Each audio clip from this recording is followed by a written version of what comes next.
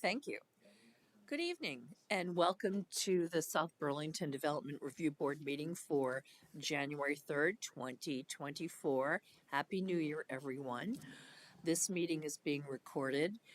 My name is Dawn Philibert. I'm chair of the board, and I'd like to introduce other board members: Stephanie Wyman, Mark Bear, Frank Kochman, Charlie Johnson, John Muscatelli, Quinn Mann, and our staff, Marty Gillis and Betsy Brown.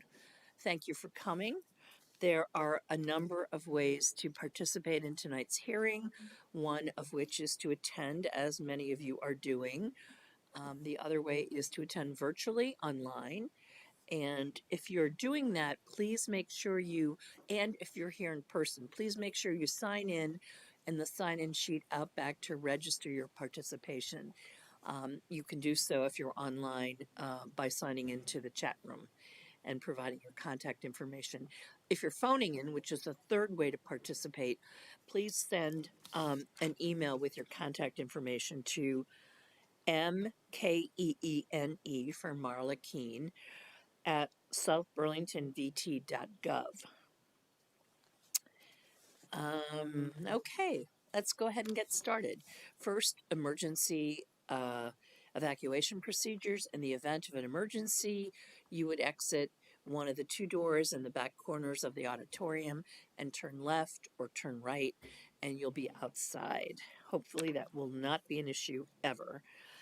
Are there any additions, deletions, or changes in the order of agenda items? Okay. All right. Thank you. Moving on to any announcements. Announcements, anyone? No? Okay, good. It's a new year. Number 4 on the agenda. Are there any comments and questions from the public that are not related to the agenda? Hearing none, we'll move on to agenda item number 5. Let me read this item to you. Continued master plan sketch plan application SD 2312 of Eric Farrell for an existing approximately 105-acre lot development with 2 single-family homes and 6 unoccupied or accessory structures. The master plan consists of placing approximately 74 acres into permanent conservation, conveying approximately 1 acre to abettors, and constructing 124 additional homes in buildings ranging from single family to 12 units on 28.25 acres at 1195 Shelburne Road. The applicant has requested a continuation, and so we will vote on that, but we need to have a date for that continuation. Yeah, I believe Jeff Hodgson's online, and maybe he's probably here to speak to that. Hey, Jeff, are you there? Hi, yeah, I'm here for the beta project. Okay. Oh, sure. Are you here to speak for continuation of the Eric Farrell continued master plan? Sketch Nope, plan? I'm not involved in that project. Okay, thanks, Jeff. So do we have a recommended continuation date? Yeah. Yes, I have an email thread between Marla and Mike Busher from the applicant. They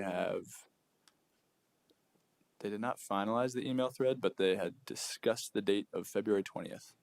Oh, okay. I guess Marla's on vacation this week, and they didn't wrap it up before she left, but Okay. they had both said the 20th worked, and then the final question was, when would staff need materials by?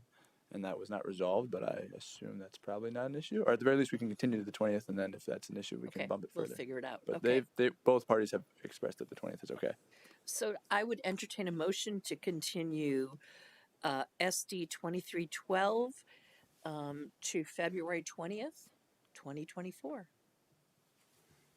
So moved. Do we have a second? Second.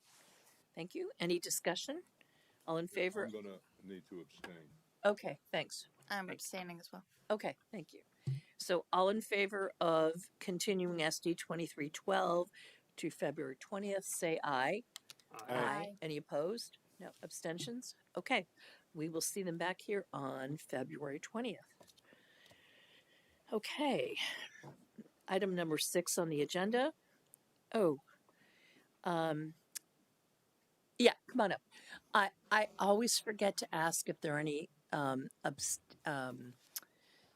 conflicts, and thank you for declaring. Are there any conflicts for item number 6? Okay, thanks, Stephanie. Stephanie is recused. All right, site plan application SB 24002 of Beta Technologies, Inc. to amend a previously approved planned unit development of 344,000 square feet manufacturing and office building, a 30,800 square foot office and retail building, a 15,600 commercial square foot commercial building, and an 85,000 square foot flight instruction and airport use building on 40.43 acres. The amendment consists of after the fact approval to modify the approved landscaping, adjacent to the manufacturing and office building, provide replacement for improperly removed vegetation along Williston Road, modify the driveway configuration for the existing building at 355 Valley Road, and mirror site improvements at 154 Defincy Drive. Who is here for the applicant? Hi, this is Art Klugo, Beta Technologies. Hi, Art. Happy New Year. Happy New Year. So as you know, we go through the staff report and focus on those highlighted red comments or bolded red comments. Should And we see if ask- anyone is online with Art's team? Yes, that would be a good thing to do. Thank you. Art, do you have any other members of your team online? We do. Okay. We have Cynthia and Jeff from Wagner. Oh, there they are. Jeff and Cynthia. Okay. I'm going to swear you. Okay. And then Chris Gendron as well from Stanford. Okay. Raise your right hand, please. Do you solemnly swear to tell the truth, the whole truth, and nothing but the truth under penalty of perjury? I do. Okay. Yes. Thank I you. do. I do. Art, before we kind of launch into the staff report, are there any introductory comments that you want to make briefly? I'd just like to echo the thoughts about having a great New Year. It's been a while since we've been back. There's been some fantastic things happening out on the project site with Beta, where we opened the building. We're in the process of producing airplanes, and I think since we last met, we're up to over 600 employees, team members, and looking to hire an additional 125 to 150 this year. So everything seems to be trending in the right direction, and certainly is a facility that we came to permit some years ago. I get this at this point in front of this board is part of that success. So everybody on here should hopefully take some pride in that, and we keep an open door for any visits that you might want to have to come out and see the project. Great. Okay. Let's go through the staff report. Let's see. The first comment, I'm going to read this on page 5. Staff recommends the board require the applicant to provide plantings between the two buildings to mitigate abrupt contrast in scale. But before we get into that, could you please, why were all the trees removed? I know you were waiting for that, but Yes. what happened? So the trees weren't actually removed. The trees were relocated. There was a section of Da Vinci Drive, which is the new private drive that was installed between Williston Road and Eagle Drive, adjacent to wetlands that were without trees. The area in between the building, as you may or may not have seen, I'm not sure whether the airport director's email has made it around to the board, but there is a portion of that area between the buildings where the airport won't allow trees to be planted. And so there's some reduction Safety reasons. for a variety of reasons: security, safety. Trees attract birds. Birds and airplanes aren't real good together. So there's a variety of reasons for that. And there was a sketch that was developed either the beginning of this week or the end of last week with some input from Marla, and between the director that came through as an email, and maybe Marty, if you have that sketch, it was in the other email that I sent earlier today, we can bring that up just for the board's benefit to see where those limits are. And so with that input between, we didn't want to remove the trees because the trees were part of the overall landscape master plan. So we simply relocated them to a part of the project where they seem to fit better with the overall intent of the master plan. There were some of the trees that were kept, but not all of them in that same location. So it was an unanticipated glitch. Yes, as projects like this typically have, there are field changes that happen. You try not to have that happen. Sure. This is one of the instances where a field change was needed, and we felt like we were being consistent with what the master plan intent was by not deleting the trees, keeping the trees, and simply moving them to a place that was more public and better utilized around the driveway and the wetlands. Okay. All right. Are we waiting for?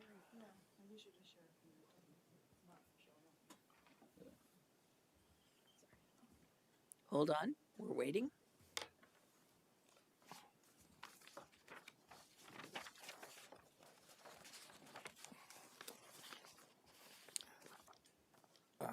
I have a hard copy for if I happy to give this to the board. Oh, there it is. Great. It's up here. Yeah. Yes. So you can see the red line there that was drawn by the director, Nick Longo, for the area where no trees would be permitted by the airport. And then you can see that to the left of that line, there's an area where there are 4 trees shown, plus 2 in that nook right there, the square, if you come Yep. down, right? Those 2 are planted, those are in. The other 4 were part of the group of trees that are shown there along the building that were relocated to Da Vinci Drive. And there was a drawing that was submitted as part of the packet that shows where those trees are, and that is in the packet. It's sheet L-025. Here.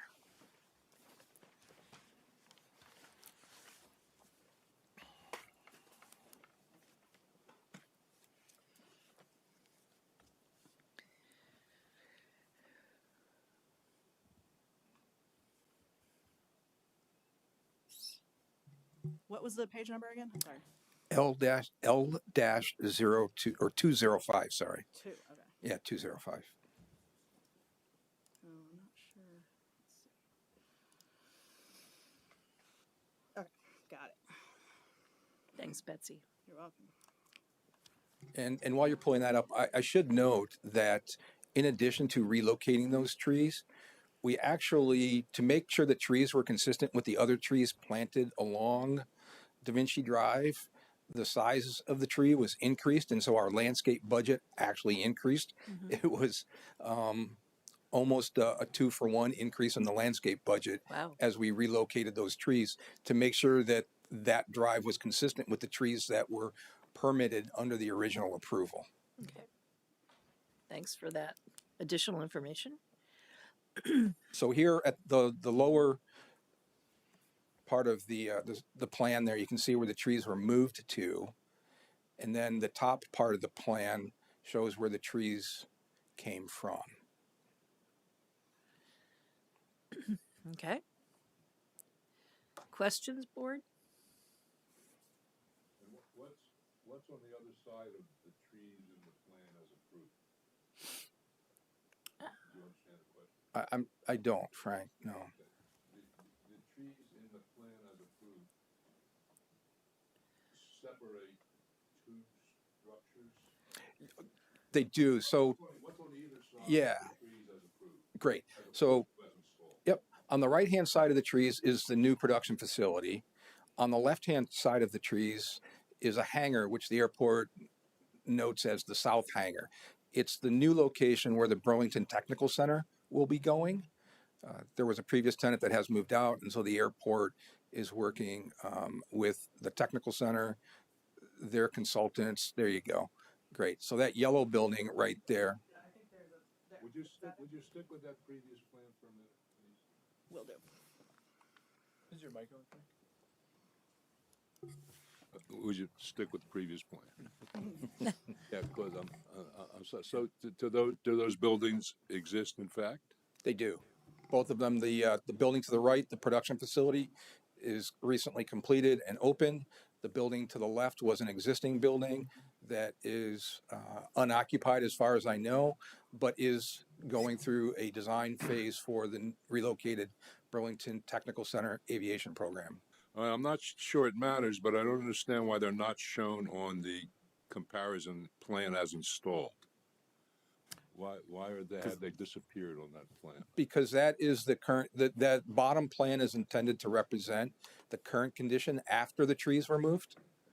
So the trees that are shown between the two buildings up above are the trees that were then relocated to Right. the location in the bottom. So are these buildings to be built, or are those buildings that are in fact there? The buildings are in fact there. In fact, there's a picture of one. Yeah, I have a picture. Betsy can show us. I assume, are these the buildings? Yes. They are. So the building to the left, the yellow building, is the existing hangar that will be renovated here sometime in the next couple of years for the Burlington Technical Center.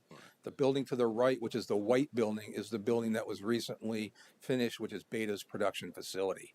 And then in the foreground, you can see one of the two trees that was planted that we looked at in the first drawing that the director had provided.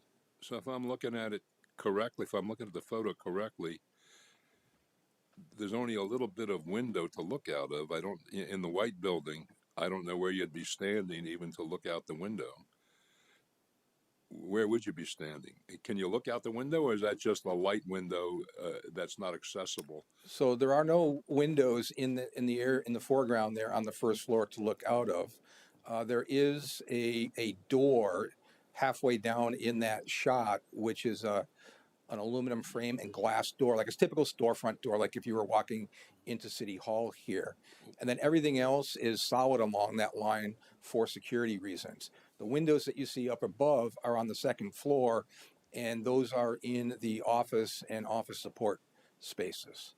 So those windows look out over onto the hangar roof, and then the face on the first floor is intentionally kept mostly opaque. So if I'm looking at it right, just really in support of your application here, the only people who are losing anything or who might even notice the absence of the trees between the buildings are the people who sit in those offices.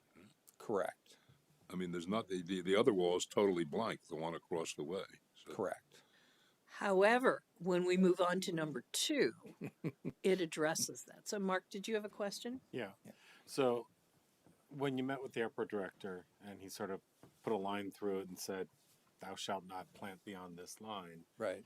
that's pretty much you had planned your current as approved landscaping plan has trees running the whole length of that sidewalk, like almost the length of the building. It does. There was an administrative change also that reduced the planting area. A couple of things are important to note in that that photo, which is a really good one.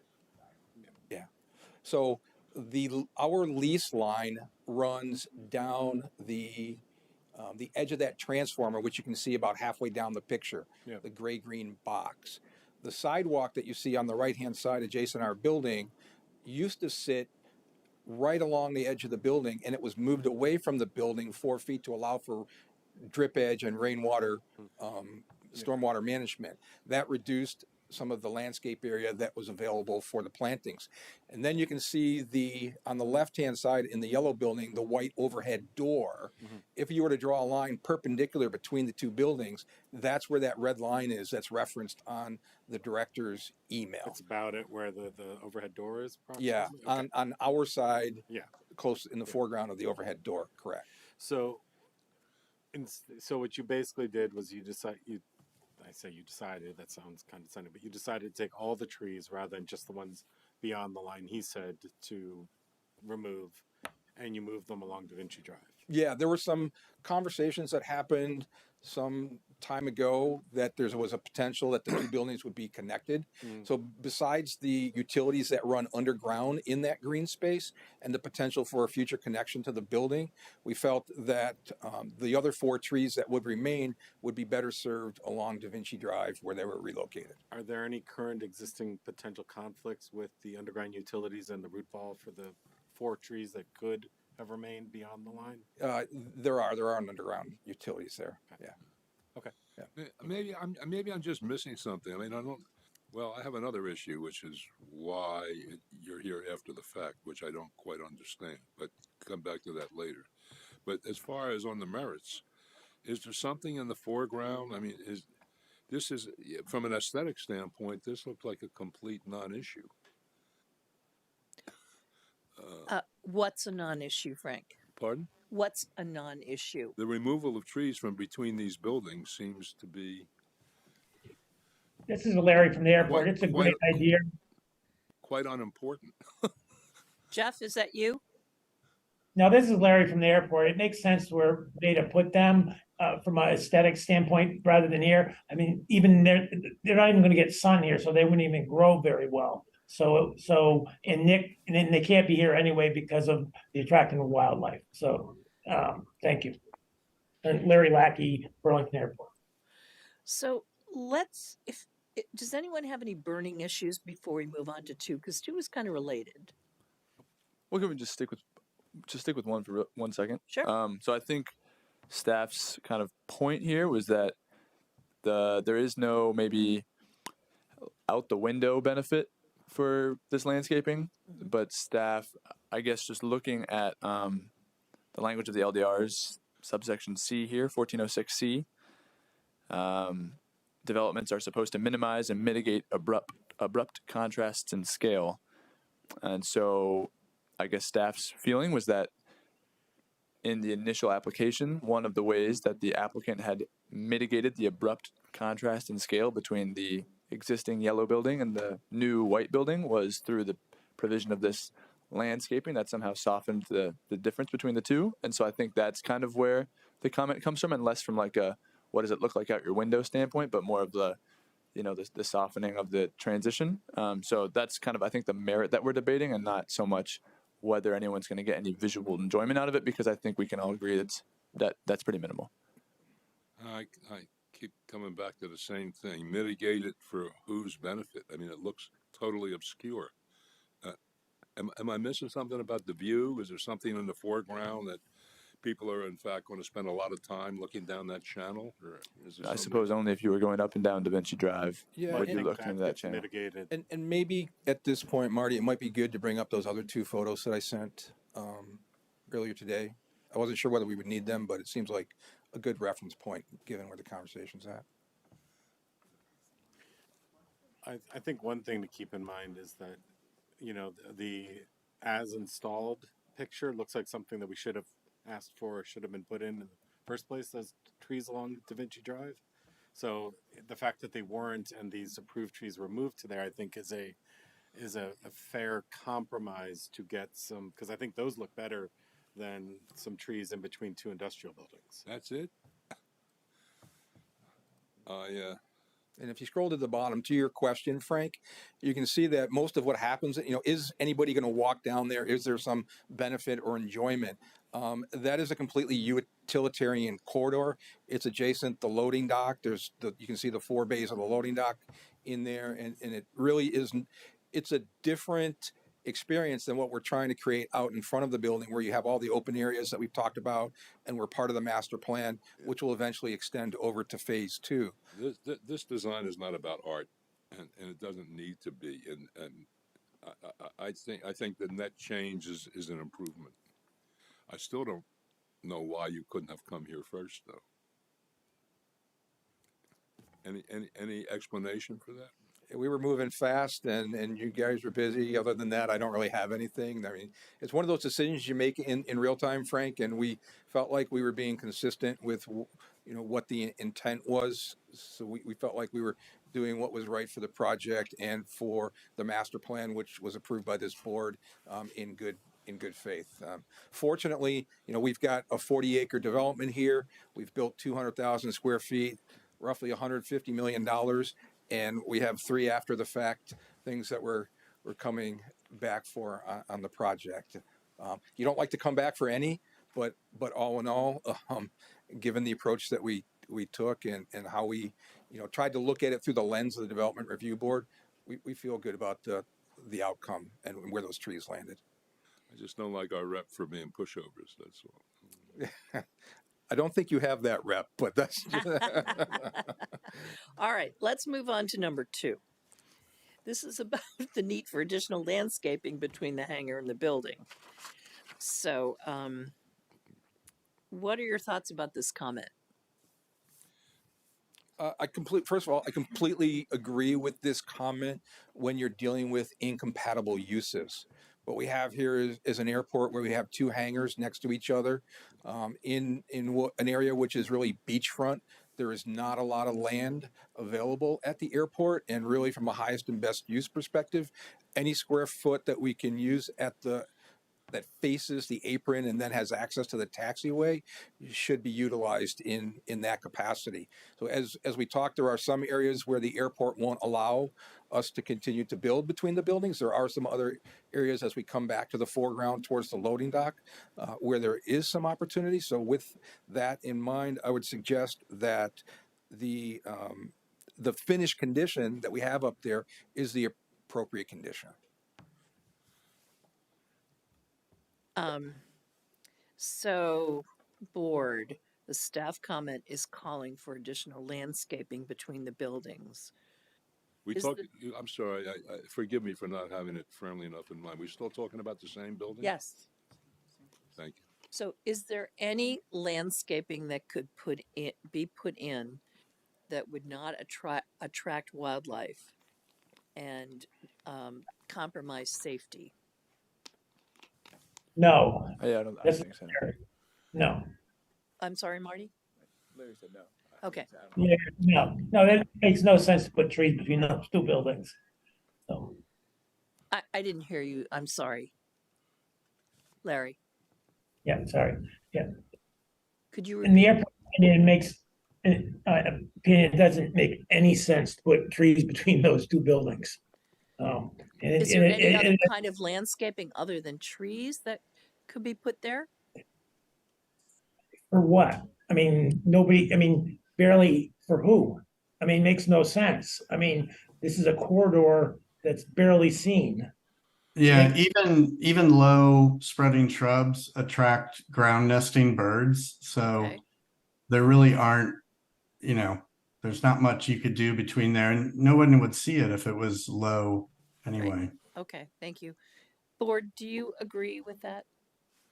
Are With you, the testimony? yeah, are Yes, you I do. okay with there I am not being? okay. I really do think that, I think it's a net improvement, as Frank said, to move the trees that were proposed to along Da Vinci Drive, Okay, because ultimately that's going to have a much nicer aesthetic feel for the whole project than keeping those, even if they had put those trees in between the buildings, regardless of, getting comment from, the airport director and all that. I think that the net improvement to the overall site is much better. okay. Anyone disagree with that? Okay, so let's move on to number 3. Staff recommends the board require adjustments to the proposed driveway modification if recommended by the Department of Public Works. And so previously it said staff has requested that DPW review the revised driveway as it pertains to safety and site distances and anticipates having an update at the time of the hearing. Do we have an update? We do. Erica, the Deputy Director of Capital Projects, reviewed this, and she said, I don't love adding the curve, particularly from a site distance point of view, but I think it would be okay since it's a low volume road and there's no crosswalk across the drive. Okay. Any questions or comments about that? We're okay with that? Okay, good. Thank you, Marty. Perhaps a little testimony as to why. Why that has to be done? Why do you want to move the drive, or why was the driveway moved? I guess since we're coming in after That the is a fact. good question. Yeah, fair question. And that is shown on sheet C-200A. And then the previous drive, perhaps we should start on C-200A unmodified. So the first one, if you go up one more sheet. There you go. So in the upper left-hand corner, Marty, if you could just kind of put the cursor over that drive area, right up, come back towards the, there you go, right there. So that was the original as approved location for that driveway. That driveway essentially cut the Vermont Flight Academy's parking in half and made it very difficult for them to use. It was no longer contiguous and they lost parking spaces. Additionally, even though it was designed to code, it was steeper than what they wanted. We actually installed the driveway per the drawings, and then after review by the user, by the tenant, Vermont Flight Academy, they requested that the driveway be moved to its current location so that it worked with their flight operations and their training. So if you come back to the next sheet, you can see that that location was the location that was requested by the tenant and coordinated with the airport. It is it's less steep and does return the parking lot to the previous configuration. Okay. Any questions about that or comments? Okay, let's move on to number 4. Number 4 is relates to the tree replacement plan and a comment that we need acceptance by the city arborist. Yeah, so the syntax of this is a little bit weird, but the comment from the arborist is right above comment 5. So I think this comment is supposed to say, like, staff approves of the tree replacement plan pending board's enforcement of comment 5 below. Okay, and comment 5 is staff recommends the board include a condition that sugar maples are not permitted as species for the proposed replacement plantings near the Williston Road entrance. Why is that? Do we know? They just don't do well by salt? It might be worth having Jeff Hodgson or Cynthia. Okay. So either Jeff or Cynthia respond there. Cynthia, if you want to take this one, you are more involved. Yeah, so the choice of avoiding sugar maples next to roads that are salted and sanded is a very good one. I mean, we observe that most of the time anyway. So yes, despite the fact that 2 of the trees that were inadvertently removed were sugar maples, we would not put sugar maples back in proximity to the roadways or the sidewalks. The plant schedule that we submitted locating the sort of proposed replacement trees calls for sort of general maples. So that was intended to give the installer, the landscape contractor, a little bit of flexibility in finding those trees in case it had to be done in a hurry. But generally they would be probably Freeman maples, which are urban tolerant. Okay, thank you. Questions from the board? Same question as last time. How did we accidentally remove 2 3-foot diameter trees? And this is when we wish that the contractor was here to help illuminate the situation. We were informed after the fact. Yeah, I think PC Construction could give the kind of the most complete, review of exactly what happened. It happened during rough grading, so presumably the grades as drawn. Sort of excavation allowance for actually creating them interfered with the root systems of those trees. And that is all the information we were given. We were just asked to figure out how to fix it afterward. So Were there bad words uttered? There were not. It was very amicable. Okay. Does that answer your I was nice about it, at least. I can't speak for Art. But. We were very surprised. We were all very surprised, yes.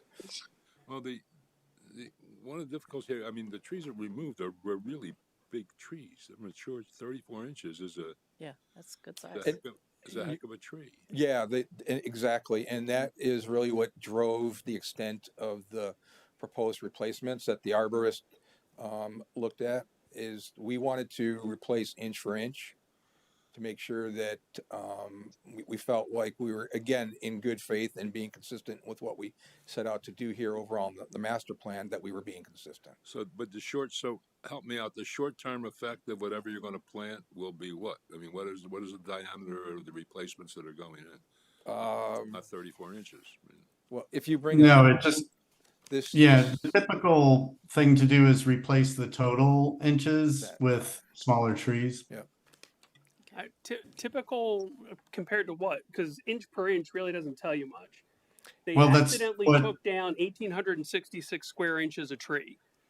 that's And what, you're given 6-inch replacements because they're 4 to 6. Assuming the 14 trees are 6 inches, you're replacing 396 square inches. this is the It's common 20%. practice that, this is the common practice that South Burlington requires when you remove a large tree. Okay. how about when you remove them improperly? What's the common practice then?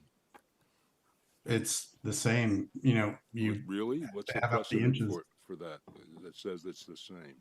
Like if we remove a tree that's been permitted on a previous old plan and it's now 12 inches, you know, we will replace, you know, 3-4 inch. And not to sidestep the issue here, Frank, but when we, and this is strange that it actually works out this way, but for those that are familiar with carbon sequestration and trying to deal with embodied carbon and how, you know, what it is that we're doing, the younger tree, given the age of those trees that came down, it was unfortunate that they came down, but from a benefit, an environmental benefit, what we're doing here outweighs what was existing on the site previously. Young trees store more carbon for a longer period of time. And I'll let Jeff correct me.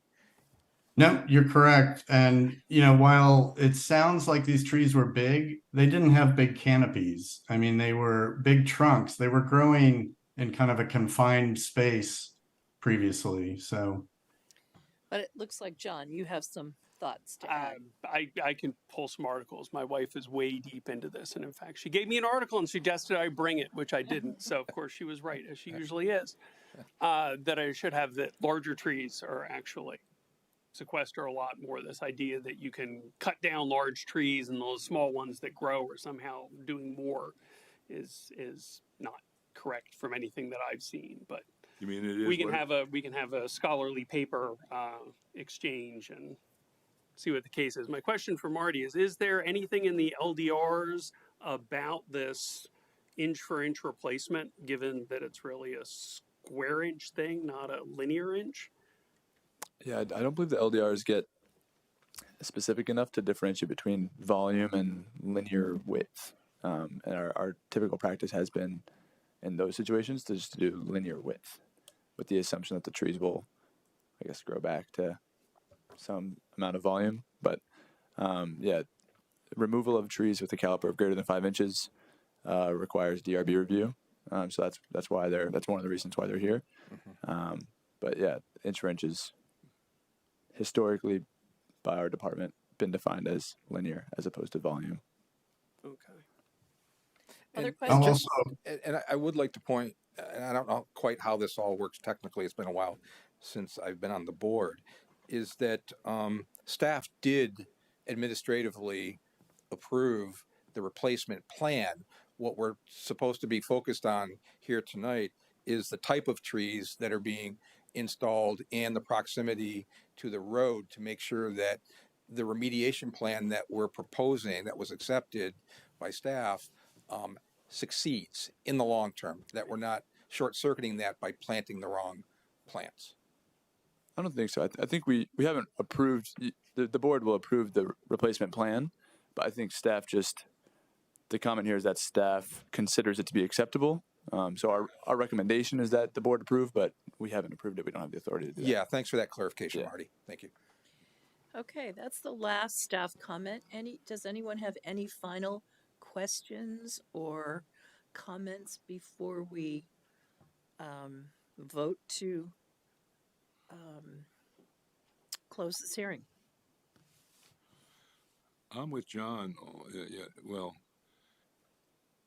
do we have anyone here who could come forward with what it would take to more nearly approximate the total loss that was suffered by the removal of the large trees.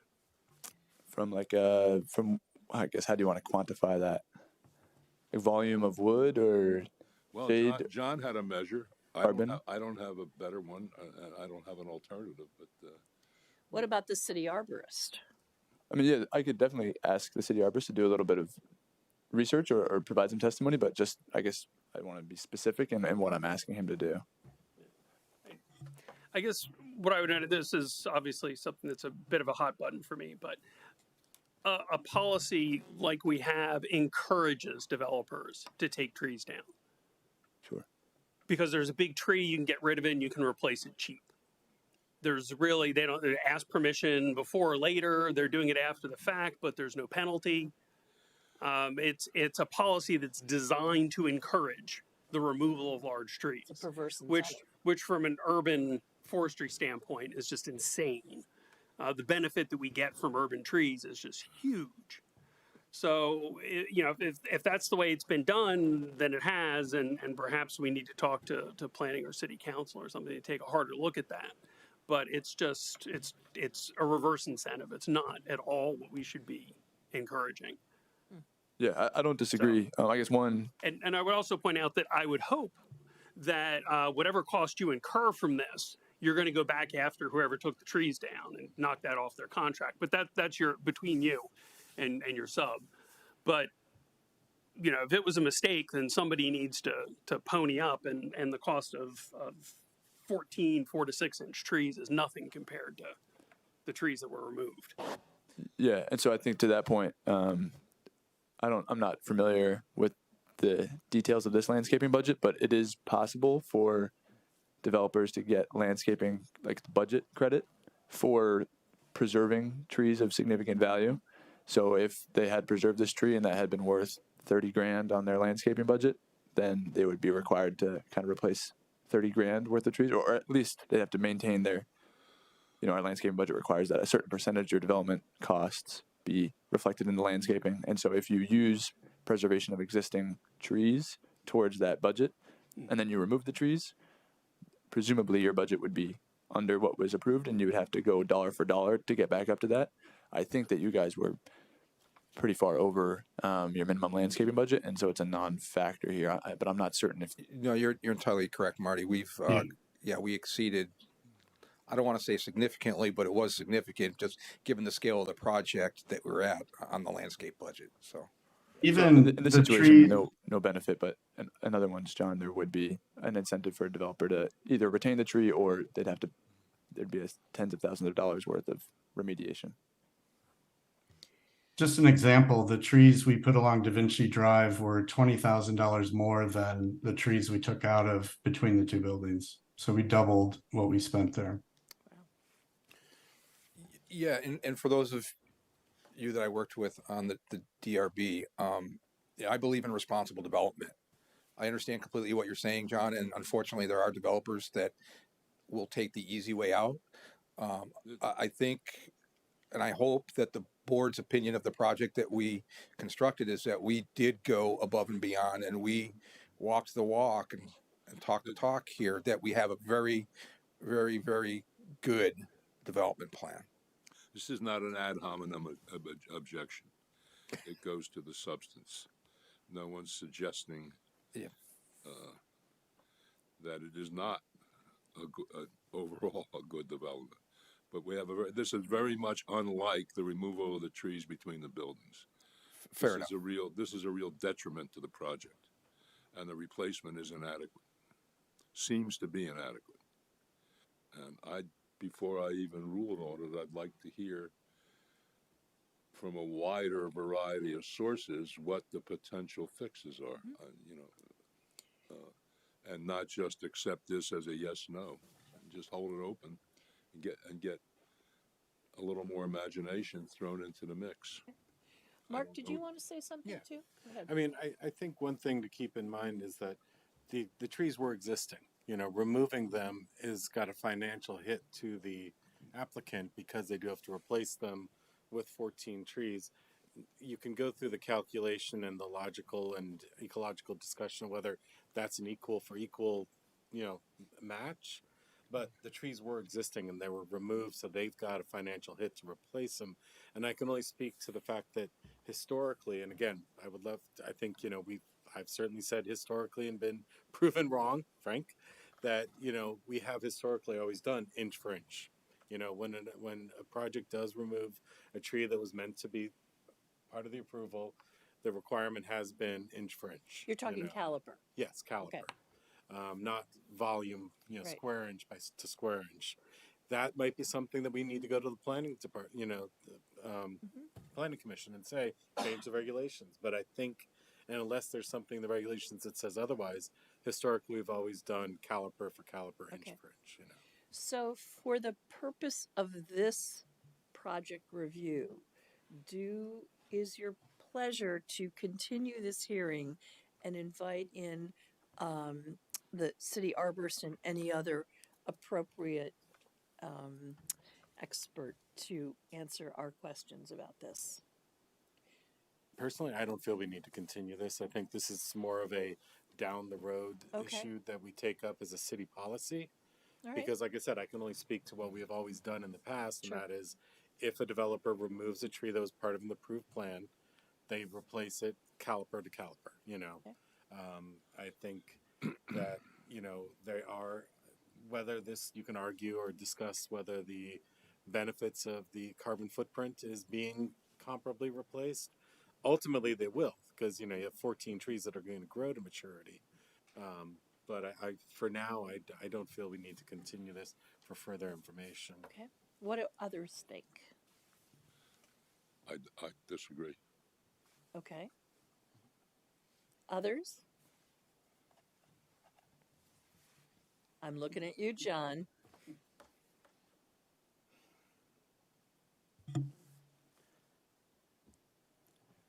It does sound like we have a long history of doing it that way. Mm-hmm. Disagree with the policy, and I agree it's a longer term issue. For this one, I'm not sure that it's worth nailing them to the cross over it to do it. But I think we ought to make a little noise and suggest that we look at it again. And again, to clarify my comments, I'm not, casting aspersions on your project. It's just I know from experience in previous municipalities that you'll have a tree that you tell them to keep and it's in an inconvenient area, and the next thing you know, oh my, somebody accidentally took it down, sorry, and they'll offer to plant a couple of trees and suddenly their project is all the better for it. And it's just amazing how those tree companies just take stuff down that's so inconvenient when nobody tells them to. So I have seen it many times in the past. I am not at all implying that this is something that that Beta has done on this project, but I think it's an area that the city might want to tighten up the regulations on a little bit to at least discourage people who do these things without prior consent, because getting approval to do it and coming back later is different in my mind. Quinn and Charlie, do you have any additional thoughts? No. Okay. So I think what we should do is entertain a motion to close the hearing. And yes, did you say something? You should probably ask if there's any public comment. Yes, that's a good point. Are there any members of the public who would like to comment, either online or in the auditorium? Hearing none. Any online that you see? No, but thank you for reminding me. Okay, I would entertain a motion to close this hearing. Make a motion, we close site plan application SB 2402 of Beta Herring, or LLC. A second. Thank you. Any discussion? Okay, all in favor, say aye. Aye. Opposed? No. Thank you, Frank. Okay, Art, you'll be hearing from us. Thank you. Again, appreciate the time. Happy New Year. You too? Come on out, check out what you were a part of. It's awesome. If we wanted a tour, could that be arranged? Absolutely. You bet. I'd love a tour. I'd love to go see what you got. Should we do that sometime? Well, we can't do it all together because then it would be. Then it's a here. meeting. It's a court, yeah. Even Yeah, if we warn it? Oh, if we warned it. We Let me warn talk it, to we have Marla make it about it. Public. Pardon? we warn it, we have to make it available to the public. Oh, yeah, that would be a problem, right? It'd be better one at a time. We can't get one-on-one, be able to take out the planes on our own. Right, oh, right. There you Right, go. or be given them. That would definitely be a problem. All right, well, we'll be in touch individually if we're, I'd love Excellent. to have a Thank tour, you. but thank you. Bye. Okay, I am going to make an executive decision to have a bio break. 3 to 5 minutes. Thank you. Site plan application SP 24001 of Champlain Water District to amend a previously approved plan for a municipal water treatment plant. The amendment consists of replacing an existing 1 million gallon water tank with a new 1 million gallon water tank and associated site work and stormwater system modifications at 403 Queen City Park. Who is here for the applicant, please? Joe Duncan, General Manager, Champlain Water District. Nate Pion, Director of Engineering, Champlain Water District. Thank you. And is there anyone online? No, just Okay. us. Thank you for joining us. Have you been before us before? We have. The most recent one, I think, was when we did the South Burlington West Tank tree removal project. Okay. So you have a staff report that we've sent you. There are comments that are highlighted that we're going to go through. But first, let me swear you in. Raise your right hand, please. Do you solemnly swear to tell the truth, the whole truth, and nothing but the truth under penalty of perjury? I do. I do. Thank you. Okay. Before we launch into the staff report, are there any comments you want to make? Brief comments you want to make? I think the summary provides a pretty good explanation as to what we're doing, so we can dive right into it. Okay, good. Let's move on to the first. Is there anyone who is recused or conflicted? No. Okay. First comment. We need to know the height of the communications building. It's a nice cube building. It's 8 by 8 by 8. Okay. Thank you. And number 2, this is regarding the lightning rod. The question is, does the board consider the lightning rod a large or a minor rooftop appendage? Could we get a little description Sure. as to what this piece Tell of us equipment about looks the like? lightning rod. Sure. So the lightning rod will be mounted on the top of the communication tower. It is just a small diameter rod. I don't know the exact dimension, but I would say it's a couple inches in diameter, and it's just up at the top to deter lightning strikes from hitting the equipment. And I said appendage, and what I meant was an apparatus. Sorry. Questions for the applicant? I grew up in a very old Victorian farmhouse in New Hampshire with lightning rods all over the place. So to me, they're just kind of part of the rooftop. But what do you think, board? So right here. Pardon? Yeah. It's up on the screen. Is the rendering, the elevation.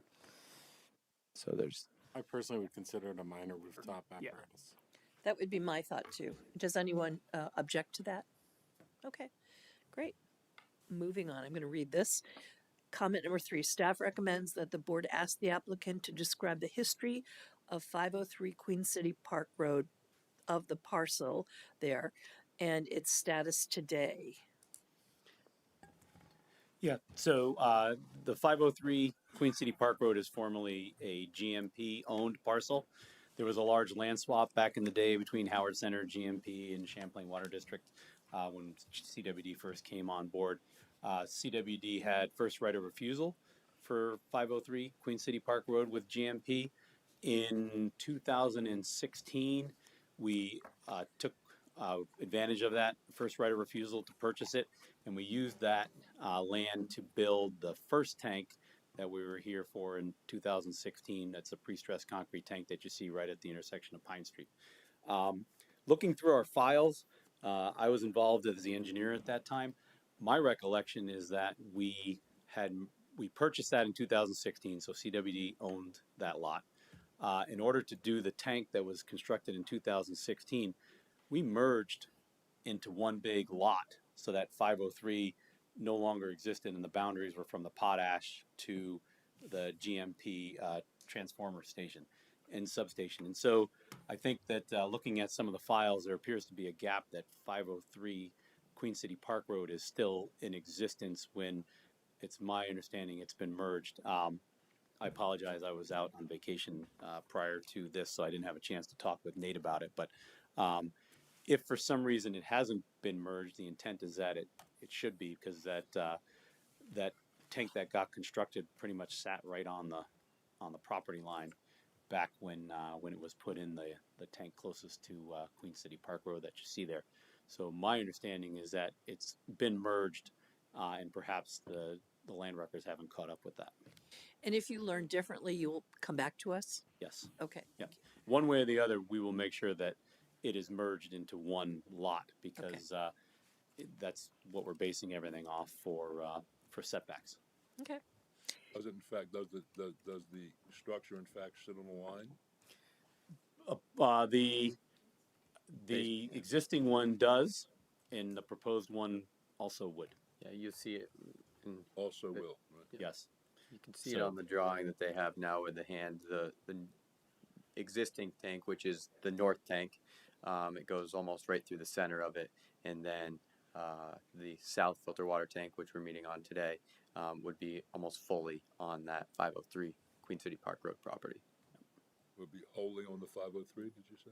Pretty much. There's a small sliver on the northwest corner from the drawing that would be on the 403, which is where the plant originally was.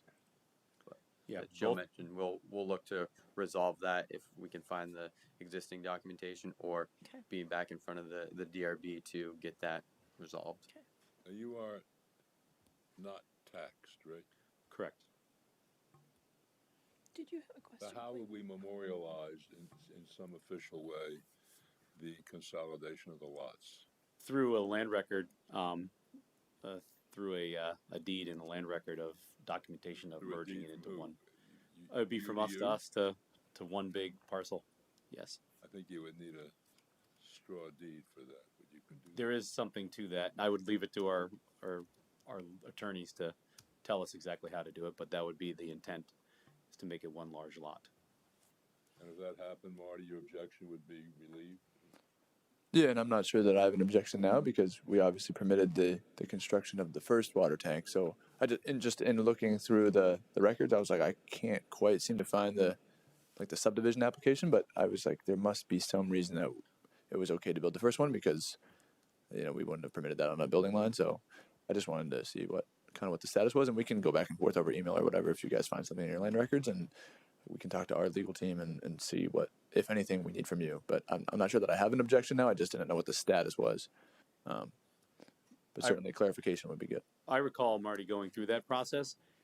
If we did not finish it, I would want to finish it.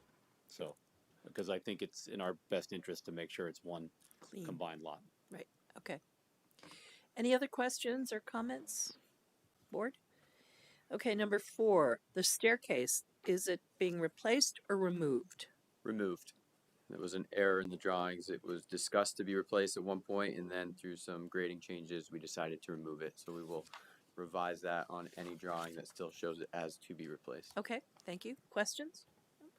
All right, number 5. Where are the dumpsters and how will they be screened? So there are existing dumpsters on site. Marty, could you pull up the figure 1?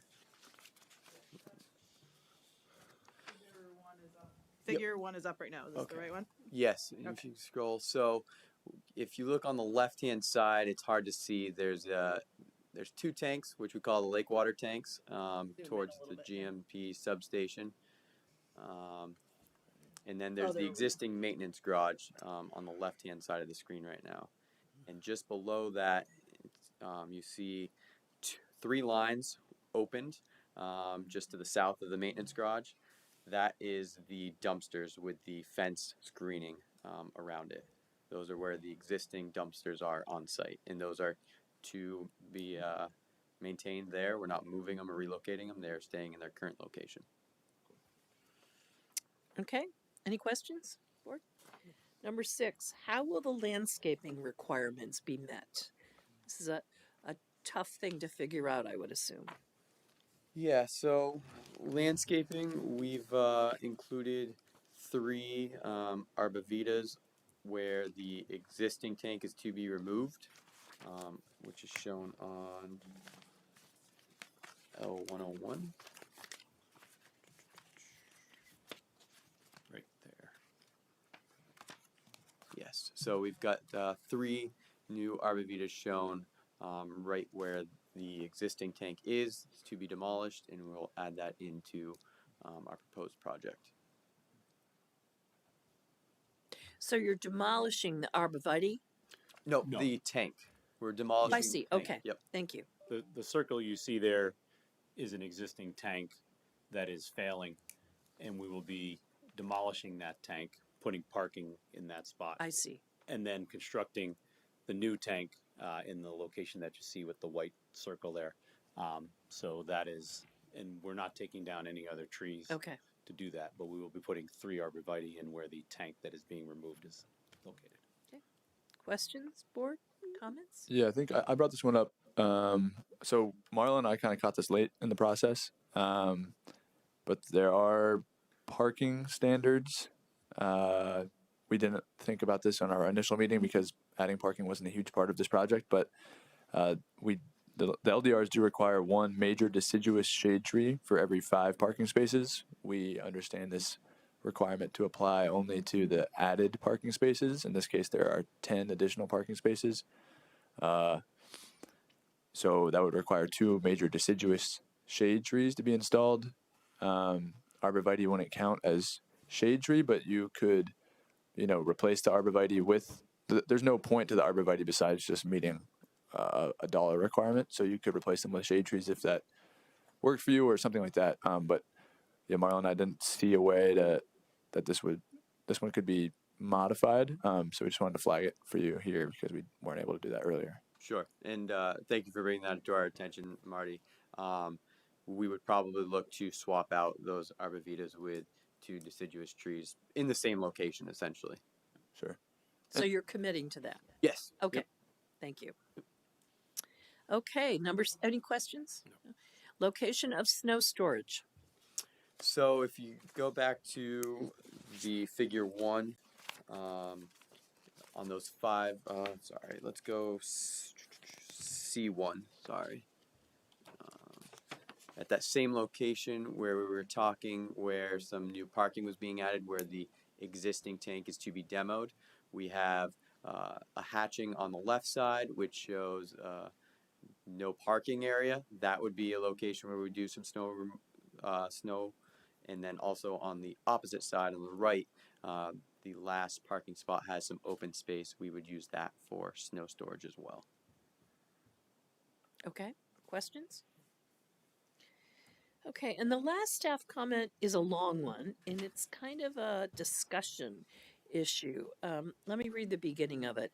Staff recommends the board discuss the future of landscaping at this and other CWD sites in South Burlington with the applicant. Staff recommends that this conversation include a discussion of the factors that limit the applicant's ability to provide landscaping on site and a discussion of the location and type of project improvements the board might accept as a substitute for online landscaping. So I ask both you and the board to comment about your thoughts. So I guess before we jump into that, and Marty, correct me if I'm wrong, our hope this evening was to separate the 2. I realize it wound up in the document here. We're looking to make sure that we can move forward with the project that we are looking at for the tank. This second piece comes from, we have some larger projects coming down the line with some big dollar value buildings, a chem building addition, some other things that are at the plant. And so At this site? At this site, Okay. yes. Okay. And so we, one of the things that we just got talking with Marla and Marty about is what's the recourse for meeting the landscaping requirements when our site is really meant to be hard infrastructure as well as limited site locations to put stuff because we have a lot of infrastructure in the ground. It's a world that's similar to BTV, but it's a little bit apples and oranges, but there is some similar stuff there. And so we thought while we had the opportunity to be in front of you, we would have that conversation. So on one hand, I'm hoping that this discussion doesn't Sure. hinder our ability to move the current project forward. So let me suggest this. Why don't I ask the board if they feel they have enough information on all of the items up till number 8 to make a decision and vote on close after we take public comment, vote on closing the hearing. Do we feel like we have enough information, or do we need any more? And then once we've heard public comment, we'll vote, and then we can have this discussion. Let me ask one question. Sure. As I understand the project, it's basically switching out 1 million gallon tank for another one. Correct. Period.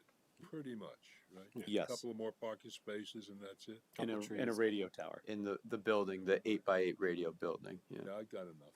Okay. Anyone not have enough? Okay, good. Are there any members of the public who would like to comment? No. Any online? Okay. Hearing none, I would entertain a motion to close this hearing. Let me get the number of SP 24001. I make a motion to close site plan application SP 2401 of the Champlain Water District. Second? I'll second. Thank you. Any discussion? All in favor? Right. Aye. Any opposed? Abstentions? Okay, good. Thank you. Now let's turn to that last comment, and why don't you share with us some of your thoughts? Yeah, so like Joe said, we've got some large projects in the master planning stage, the chemical building addition, some additional filters and clarifiers, and our site is really dedicated towards water treatment processes. We don't have a very large parcel. Everything that you see up on the upper plateau along Queen City Park Road is for the treatment. Our clarifiers, our tanks, our filters, and then down below that is the quarry. So we've got very limited space, and trees are a concern for us on other parts of the site, just because of the potential for damage to the facility. It's also not something that is seen from the roadway. So we've tried to maximize all of the landscaping on the front side of the building along Queen City Park Road. Over the past 3 years, we've probably added somewhere around 40 trees in front of the fence as part of that project. So we really don't have much space for other landscaping on the facility, in our opinion. So trying to come up with an idea or a concept that when the chemical building addition comes into play, which is total construction cost back in 2019 was $20 million. That's 40 now? Yeah, exactly. Yeah, right. And I know it's just for the building. It's not all the equipment and everything else that's included in that project cost. But what would suffice for the DRB for an acceptable means of landscaping? Is there creative ways where we could find some landscaping that wouldn't necessarily maybe happen on site at our facility? Is there some partnership with the city on their projects? We're open to discussion concepts. Can I ask you a question? I'm looking at the site. Mhm. What would... Frank. I'm sorry. Oh, thank you, Stephanie. What impediment is there? The only exposed area have really, from at least an aesthetic standpoint or a public exposure standpoint, looks to be along Queen City Park Road. Is that true? Correct. All right. Is there some reason, some site utility reason, never mind expense for the moment, just site utility reason why you can't simply line Queen City Park Road with trees? We currently have done that. So when we last did the fence, we put 40-something spring crabapple trees in. Those little sticks? Yeah, but they're just starting. Those are a couple of years old. And we, spread them out while trying to dodge our underground utilities, the water mains, also trying to keep valve boxes exposed so we can get wrenches on them if we need to operate them. There's underground electric through there, so we haphazardly sort of mixed and matched them. They're not in a perfect line, they're not perfectly spaced, but they're all along Queen City Park Road, avoiding those underground utilities. The other challenge with that area is putting in trees that satisfy GMP, because we are in the majority of that frontage is within the GMP right away for the high power transmission line that runs along Queen City Park. So Road there. what ultimate growth will we get out of those? They're going to be short anyway, right? They are going to be short. Short and non-fruit bearing. Yeah. So your tanks are going to stick up way above them no matter what. Yes. So Yes. it's sort of a Yeah. little silly from a Right, you can see screen the, standpoint. you can see the tanks. Yeah. Well, we definitely did. We definitely, one of the things we've tried to do is understanding that is the face of our facility. We have tried to put decorative fence up front. We've tried to put some arborvitaes around the tank, even though the tank is higher than anything that could possibly grow, because even the arborvitaes, the majority of them in front of the existing tank the tank is just barely within the I don't know. I got some ill-advised Norway spruces around my house. I can lend you rent. So there are some challenges, and then we've recently fenced in our facility, so it's not really a public access facility where people can enjoy a walk around the quarry. But Yeah, we want to make sure that we do the right thing with the city, because we are a partner with the city. We are your municipal water supplier. We're also your contracted operator for South Burlington. What I'd like to avoid is, and I think we ought to find some way to do it. I don't know how much latitude we have. I mean, there's a site with a very specific and critical purpose, and the image that pops to my mind is putting a skirt on a bull. Well, I think, one thing I think we could certainly consider is, you're right, you're not going to ever put enough landscaping to pretty up this facility. And I don't think we should be trying to do that, because But it's not ugly now. No, it's not ugly now. It's an functional. infrastructure facility. It's a needed infrastructure facility, but you are putting a pretty large, significant construction project that's going to have some pretty high value landscaping dollars that we can play with, and I put in quotes play with. And I'm wondering if this isn't a great opportunity to do something like SD Ireland did out on Industrial Ave. Do some public art installations, which can be in the front yard, which can be your draw your eye to it and the facility. It's kind of like the 1930s public works construction projects. I think it's something where it's a great opportunity to engage the public, get some local artists involved, and it'd be a great way to put in, like, I don't know what your landscaping dollars would be, but you can blend some landscaping with some hardscape with some sculpture, And can the tanks be painted with art? We'd like to avoid that, so they are painted routinely. Every 10 years, our current program, it gets an exterior overcoat. So that would be a costly expense every 10 years to paint them, besides the tank blue-gray color that we currently Okay, use. all right, not They're practical. concrete though, right? The two that were the two filtered water tanks on the east side are concrete. The two on the west side are welded steel. So those have an epoxy coating on the exterior. If you got I love that idea. If you got really imaginative, that I don't know what facility it is, Boston Gas or something, but when you go from Boston to Yeah, the Cape, when you go down that road, Expressway. I don't know the names of the streets very well, but there's some beautiful tanks along there, multicolor. And now that it occurs to me, I mean, maybe you go elsewhere if you could get artists. Now we're really flying here, but get artists, have a competition, get some alternative funding. I mean, is there some practical operational reason why a beautiful tank wouldn't work? In other words, something with an imaginative multicolor, why a rainbow tank wouldn't work. Well, I think there's two things with that.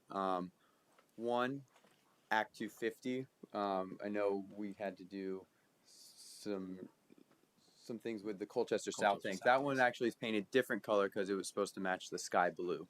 That's up on Water Tower Hill in Colchester. What does it do when it's gray skies 99% of the time? That's why majority of our tanks are gray. Yep.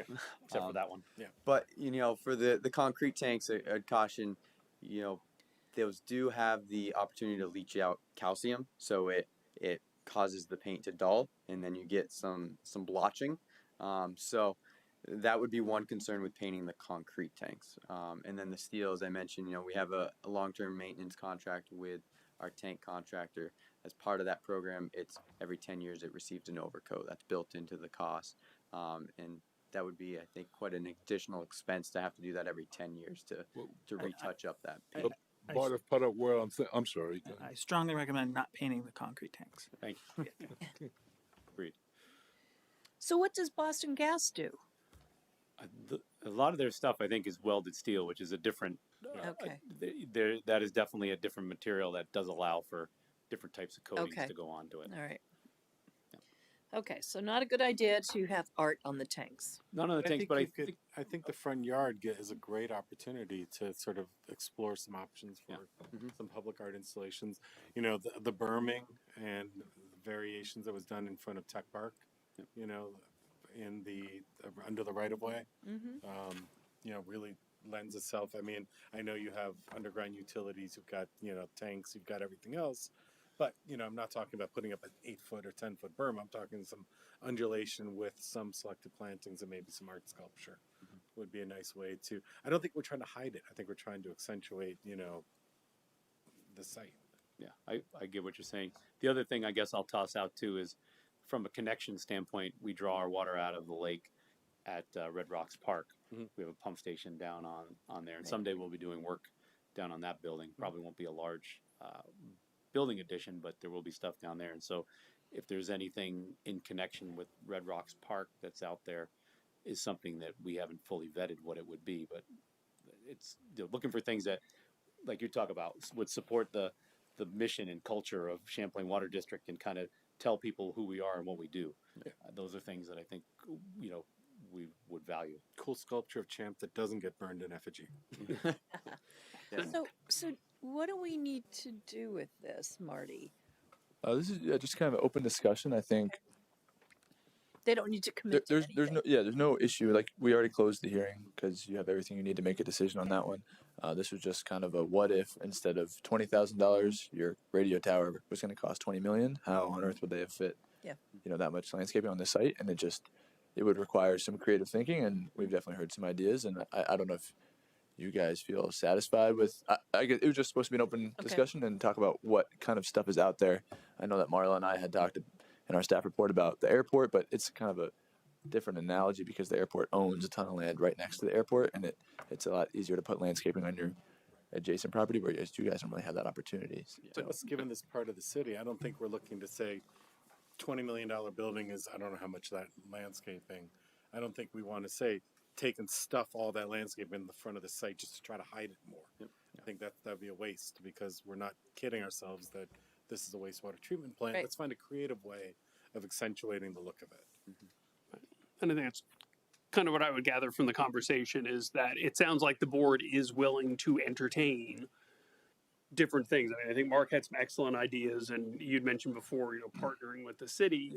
If your inclination was to, hey, let's donate some money to the city and let them do something else, then I'm sure we could probably work something out. I'm sure the city could use, money for planting trees or recreation or whatever. So it sounds to me like the board is pretty open to any alternatives, as opposed to, like Mark said, just trying to stuff more landscaping in front of the facility. I don't know if the city has the mechanism to. No, because I know, like Williston, I was on Williston DRB for many years, and they did have a mechanism. If a site was fully landscaped, to say, okay, if it's $1,000 landscaping, but we only need $200, will you donate $800 to the playground fund? I don't think South Burlington has that mechanism in place to do that. I can confirm that we don't appear at first look to have that mechanism. Yeah. Right. So we pretty much have to fit it all on the site. Right. And I think that's. I wish there was a way, because there's plenty of areas where we kind of find a way to. Then is that something that, particularly with this coming down the pike that we know of, it might be an opportunity. Right. We don't have the mechanism, so it hasn't been done yet. Right. Not because it can't be done. Yeah.